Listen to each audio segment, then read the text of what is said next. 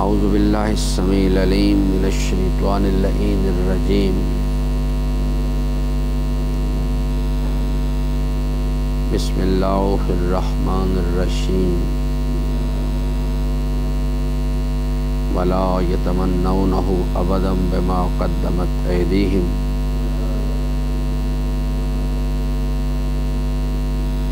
واللہ علیم بالظالمین قل ان الموت الذی تفرون منہ فإنہ ملاقیکم ثم تردون الی عالم الغیب والشہادہ فینبئکم بما کنتم تعملون صدق اللہ مولانا العظیم وصدق رسولہ الکریم وصلی اللہ علی سیدنا ونبینا محمد وآلہ الطاہرین ربی اشرح لی صدری ویسر لی امری واحلل عقدۃ من لسانی یفقہوا قولی۔ حضرات محترم، سورہ مبارکہ جمعہ کی ان آیات کے حوالے سے ہم بات کر رہے تھے اور اللہ تبارک و تعالیٰ نے ایک نظام کا ذکر فرمایا، موت ایک اللہ تعالیٰ کا قائم کردہ نظام ہے۔ جیسے ہم اللہ تعالیٰ کی انا خلقنا الانسان، اسی طرح سے موت اور حیات بھی دو کیفیات ہیں، یہ اللہ تعالیٰ کی مخلوق ہے۔ خلق الموت والحیات، اور اس کی خلقت کی جو غرض و غایت ہے لیبلوکم ایکم احسن عملا، تاکہ اس کے ذریعے سے اللہ تعالیٰ فرماتا ہے ہمارا ارادہ ہے کہ ہم آپ کو آزمائیں۔ اب اللہ تعالیٰ فرماتا ہے کہ اس یعنی دنیا ظاہری کا جو امتحان کے منزل ہے، اس میں آنے کے بعد انسان جو ہے وہ اس کے ساتھ ایک اس پرابلم میں چلا جاتا ہے کہ انکم اولیاء للہ من دون الناس، خود پسندی، اپنے آپ کو یعنی انا خیر منہ، یہ اس پرابلم اللہ تعالیٰ فرماتا ہے کہ اس کا ایک ٹیسٹ ہے، یعنی کون اللہ تعالیٰ کے اولیاء میں سے ہے اور کون نہیں ہے۔ وہ یہ ہے کہ جو اللہ تعالیٰ کے اولیاء ہیں وہ تمنائے موت کرتے ہیں، اس لیے کہ انہیں معلوم ہے کہ موت جو ہے وہ ان کو اس امتحان کی منزل سے نکال کے اللہ تعالیٰ کی رضا کی جنتوں کی طرف لے جائے گی، اس لیے وہ تمنائے موت کرتے ہیں۔ اور اللہ تعالیٰ فرماتا ہے کہ یہ لوگ جو ہیں جنہوں نے نفس کی خواہشات کی پیروی کو اپنی زندگی کا دستور عمل بنا لیا ہے، وہ کبھی بھی تمنائے موت نہیں کریں گے، چاہے وہ کسی رنگ، نسل، زبان، علاقے یا فرقے سے ہوں۔ وہ لوگ جو نفس کی خواہشات کے پیروکاران ہیں، کیونکہ قرآن کریم کی تقسیم جو ہے اس میں رنگ، نسل، زبان، علاقہ یہ چیزیں معیار نہیں، بلکہ قرآن کریم کی جو تقسیم ہے وہ انسان کی شناخت اور اس کے نتیجے میں طرز عمل کی بنیاد پر قرآن کریم نسل آدم کو یا تو وہ صاحبان انعام میں سے ہوگا اور ان کے پیروکاران میں سے ہوگا، یا انسان ان کے غیر میں سے ہوگا، اس کو آگے اللہ تبارک و تعالیٰ نے پھر دو حصوں میں تقسیم کیا ہے، مغضوب ہیں یا وہ ضال ہیں، ان لوگوں کو اس میں۔ یہ ہے قرآنی تقسیم۔ جب سے ہمارا باپ آدم پیدا ہوا، دین ایک ہی چلا آ رہا ہے، ان الدین عند اللہ الاسلام، اور یہی تقسیم چلی آ رہی ہر زمانے کے اندر، یعنی لوگ جو ہیں وہ اسی طرح سے ہوتے ہیں، یا وہ صاحبان انعام کے پیروکاران میں سے ہوتے ہیں، یا خود ان میں سے ہوتے ہیں، اور یا پھر وہ ان کے غیر کے گروہ سے تعلق۔ اسی واسطے قرآن کریم نسل آدم کو دو گروہوں میں تقسیم کرتا ہے، یا حزب اللہ گروہ ہے اور یا حزب الشیطان ہے۔ اس کے علاوہ قرآن کریم کسی حزب کا ذکر نہیں کرتا۔ دو طرح کی نظام ولایت کا ذکر کرتا ہے، ایک جو طاغوت کی ولایت ہے اور ایک الہی ولایت کا نظام ہے۔ دو طرح کے ائمہ ہیں، دو طرح کے پیشوا ہادیان ہیں، ایک ائمۃ الہدیٰ ہیں جو ہدایت کے راستے پہ گامزن ہیں اور ہدایت کے راستے کی طرف رہنمائی کرتے ہیں، دوسرے ائمۃ الضلال ہیں جو خود ضلالت و گمراہی کے راستے پر گامزن ہیں اور لوگوں کو بھی اس راستے کی طرف۔ اور تاریخ کے اس سفر میں نسل آدم کا کوئی یعنی پنجاب لے لیں، گلگت، بلتستان، پاکستان، امریکہ، ہر زمانے کے اندر ماضی، حال، مستقبل، زمان و مکان کی کوئی قید نہیں، جہاں پر نسل آدم ہوگی وہاں پر یہ تمام لوگ موجود ہوں گے۔ اس طرح سے تو اللہ تعالیٰ فرماتے ہیں کہ وہ لوگ جو ہیں اپنے آپ کو گمان کرتے ہیں کہ وہ اللہ تعالیٰ کے اولیاء میں سے ہیں، مگر وہ لوگ جو ہیں اللہ تعالیٰ فرماتا ہے کہ وہ ہم ان سے کہتے ہیں کہ اگر آپ کا یہ خیال ہے کہ آپ اللہ تعالیٰ کے مقربان میں سے ہیں تو بس آپ کو چاہیے تمنا موت کریں، لیکن وہ کبھی بھی تمنا موت نہیں کریں گے، بما قدمت ایدیہم، ان کو اچھی طرح پتہ ہے کہ انہوں نے آگے کیا روانہ کیا ہوا ہے۔ اللہ تعالیٰ فرماتے ہیں کہ آیہ مبارکہ نمبر 8 میں کہ ہم ظالمین سے ان کے دعوے جو ہیں ان ہمارے لیے ان کا ہونا اور نہ ہونا جو ہے وہ اممیٹیریل ہے۔ اللہ تعالیٰ ظالمین سے، وہ لوگ جو نفس کی خواہشات کے پیروکاران ہیں، ان سے خوب آگاہ ہے، باخبر ہے، اور وہ لوگ جو ہیں اللہ تعالیٰ کو اور صاحبان ایمان کو دھوکہ نہیں دے سکتے اس چیز کے لیے۔ یہ میں ظالمین کے بحث ہم اس پہ بات کر چکے ہیں، اس واسطے اس کی دوبارہ میں نہیں سمجھتا کہ اس وقت تکرار، لیکن حالانکہ یعنی جو ہے یعنی جب ہم یہ باتیں پڑھتے ہیں یا قرآن کریم میں اس چیز کا مطالعہ کرتے ہیں تو ہمارا یہ خیال ہے کہ ہم فوری طور پہ ہمارا جو ذہن ہے تبادل ذہنی ہوتا ہے کہ جب ظالمین کی بات ہو رہی ہے تو شیعہ حضرات جب پڑھتے ہیں وہ کہتے ہیں یہ اس سے مراد سنی لوگ، سنی حضرات پڑھتے ہیں تو سمجھتے ہیں یہ اس سے مراد شیعہ لوگ ہیں۔ نہ میرے عزیزان، قرآن کریم اس قسم کی کسی شیعہ سنی کی تقسیم کو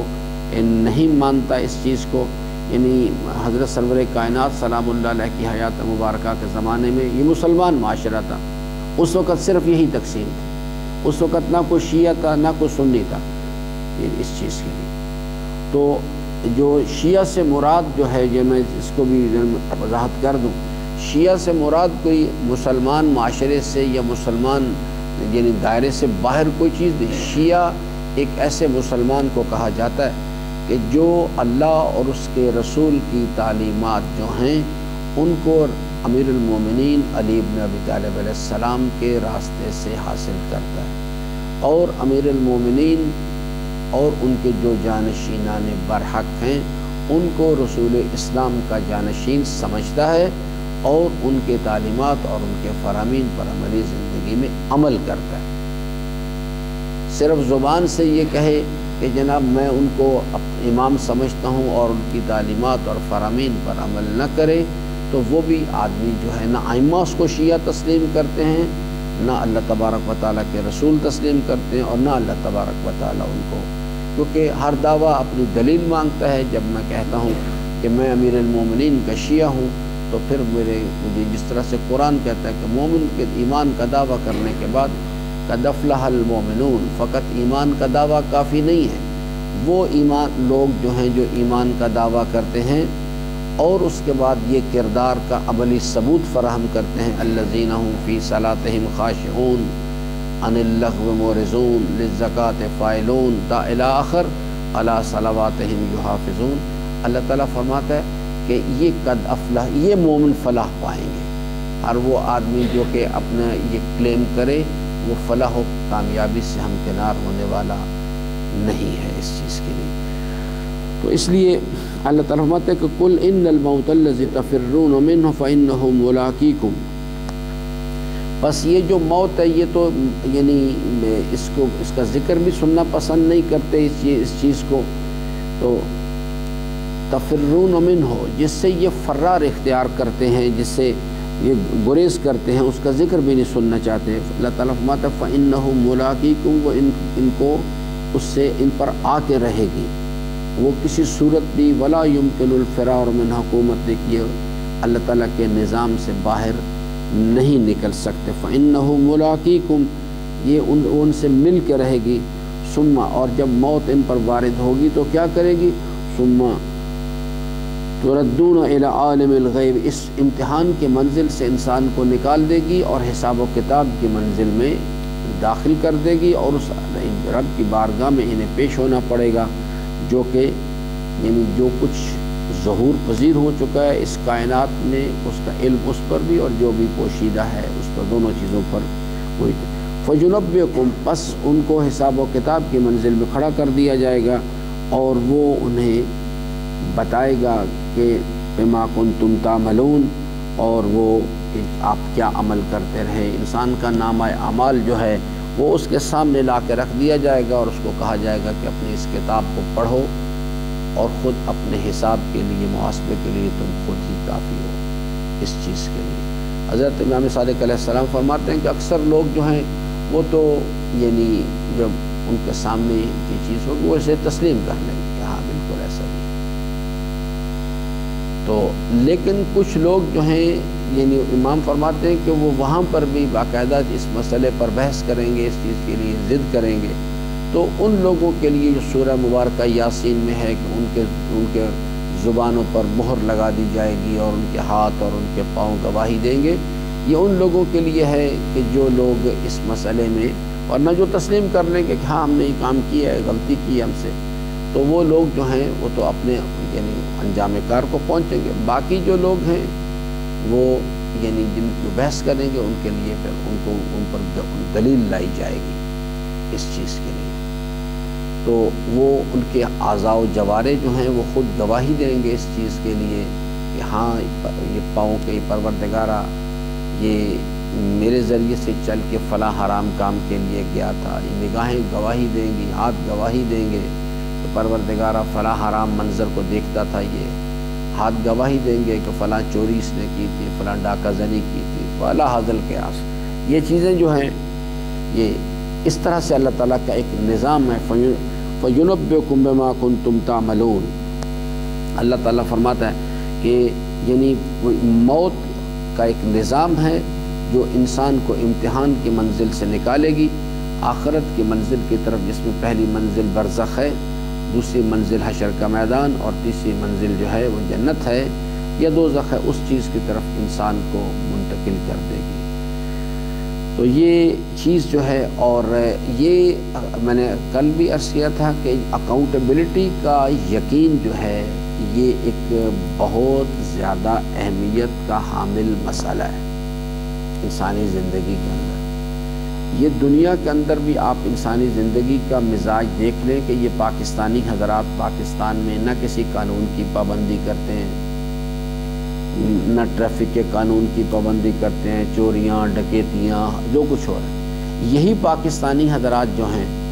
جو ہی یہ لوگ جو ہیں وہ جا کے ابوظہبی کے یا دبئی کے ایئرپورٹ پہ اترتے ہیں بالکل سیدھے ہو جاتے ہیں، سیدھے آرام سے جا کے قطار میں کھڑے ہو جاتے ہیں،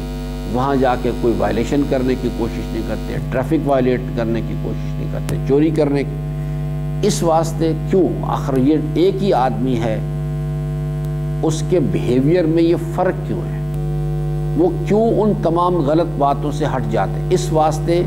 کہ وہاں جو قانون ہے، اس کا جو شکنجہ ہے، اس کے نتیجے میں اگر وہ چوری کریں گے، اگر وہ وائلیشن کریں گے، تو اس کے نتیجے میں جو ہونے والا نقصان ہے اس کا یقین۔ وہاں جا کے بالکل آپ چلے دیکھیں پاکستانی حضرات جہاں یعنی دبئی اور ابوظہبی میں عام اردو بولی جاتی ہے، تو وہاں جا کے نہیں بالکل بھی کچھ بھی کرتے، کبھی کسی کو نہیں دیکھیں گے کہ ٹریفک، کیونکہ انہیں پتہ ہے کہ قانون جو ہے اس کا شکنجہ انتہائی سخت ہے۔ وہ میں ابھی گیا ہوا تھا تو میرے ایک عزیز بتا رہے تھے، کہنے لگے کہ میں یعنی انہوں نے ٹریفک یعنی وائلیٹ کیا، وہ آ گیا کا جو پولیس کانسٹیبل ہے، انہوں نے اس کے ساتھ اس نے شاید ان کو کوئی 500 درہم جرمانہ کیا، تو انہوں نے تھوڑا سا اس کے ساتھ بحث کرنی چاہیے، اس نے کہا 1000 درہم، اس نے 1000 وہاں لکھ دی۔ تو وہ کہتے ہیں کہ میں وہ جس وقت جرمانہ ہو گیا، اس نے کہتے ہیں میں وہ جو ان کا ڈپارٹمنٹ تھا وہاں چلا گیا جب وہ جرمانے پے کرنے کی باری، کہتا ہے میں نے وہاں جا کے ان سے بات کی، تو جو آدمی ڈیسک پہ بیٹھا تو اس نے کہا کہ دوبارہ اس مسئلے پر بات نہ کرنا، ورنہ یہ 1000 ابھی 2000 ہو جائے گا، آپ اس پر اگر فردہ بحث کریں گے تو یہ 1000 درہم جو ہے اس کو 2000 میں ہم تبدیل کر دیں گے۔ چونکہ ان کو یقین ہے، اس کا نتیجہ یہ ہے کہ وہ بالکل یعنی کسی قسم کی وائلیشن کرنے کی وہاں جا کے کوشش نہیں کرتے، چوری چھپے جب ان کو احساس ہو کہ جناب کوئی ہمیں قانون دیکھ نہیں رہا، یعنی پولیس یا ان کے جو کیمراز ہیں وہ ہمیں چیک نہیں کر رہے، تو وہاں پہ، لیکن اگر یہی یقین ادھر آ جائے، یعنی نافرمانی سے روکنے کے لیے جو اس کے نتیجے میں ہونے والا نقصان ہے اس کا یقین ہونا چاہیے انسان کو، یہ اصل میں سمجھانا چاہ رہا ہوں۔ اگر ہمیں یہ یقین آ جائے کہ اللہ تبارک و تعالی ہمارے اوپر نگران ہے اور ہمیں لوٹ کے اس کی طرف جانا ہے، اور وہ اللہ تعالیٰ نے فرمایا ہے کہ اس اپنے حبیب کے ذریعے سے بتایا کہ غیبت جو ہے وہ جہنم کے کتوں کی خوراک ہے، تو مجھے بتائیں کون غیبت کرے گا اس کے بعد؟ اس لیے کہ اگر انسان سارا کھیل ہی جو ہے وہ اسی چیز کا ہے کہ انسان کی شناخت اسے جب انہیں پتہ چل جائے اس چیز کے لیے، یہ جو بیویاں ایسے بے حیائی کا لباس پہنے پھر رہی ہیں، چاہے وہ میری بیٹی ہو، تو اگر انہیں پتہ چل جائے کہ اللہ تعالیٰ کے حبیب نے کیا فرمایا کہ یہ جو یعنی بے حیائی کا لباس ہے، فرماتا ہے کہ وہ جو جسم کے حصے کھلے رکھتی ہیں وہ جہنم میں آگ کی کینچیوں سے وہ حصے کاٹے جائیں گے، تو انہیں سمجھ آ جائے کبھی بھی نہ کریں۔ اصل جو چیز ہے یعنی اسلام نے، میں نے کل بھی عرض کیا تھا، اس سے پیوستہ روز میں بھی عرض کیا، کسی آدمی کو اللہ کی نافرمانی سے اگر ہم روکنا چاہتے ہیں تو اس کو اللہ تعالیٰ کے جلال کا یعنی نافرمانی کے نتیجے میں اللہ کے نظام میں جو سزا ملے گی اس کا یقین دلائیں۔ آپ اسے فرما برداری پر آمادہ کرنا چاہتے ہیں تو جو فرما برداری کے نتیجے میں جزا ملے گی، جو ثواب ملے گا، اس کا یقین دلائیں۔ جو ہی یہ چیز یقین، آگاہی نہیں، یقین کی شکل میں انسان کے قلب میں اتر جائے گی، اسی کو ایمان کہتے ہیں، اور اس ایمان کی بدولت وہ جو ہے وہ آپ کو پھر کہنے کی ضرورت نہیں پڑے گی کہ اللہ کی نافرمانی نہیں کیا کرتے۔ آپ اس کے سامنے نافرمانی کا ذکر کریں گے، وہ کہے گا خاموش ہو جاؤ بھائی، یہ بات بھی نہ کرو، کوئی کسی مصیبت میں نہ پھنس جائیں کہیں، اور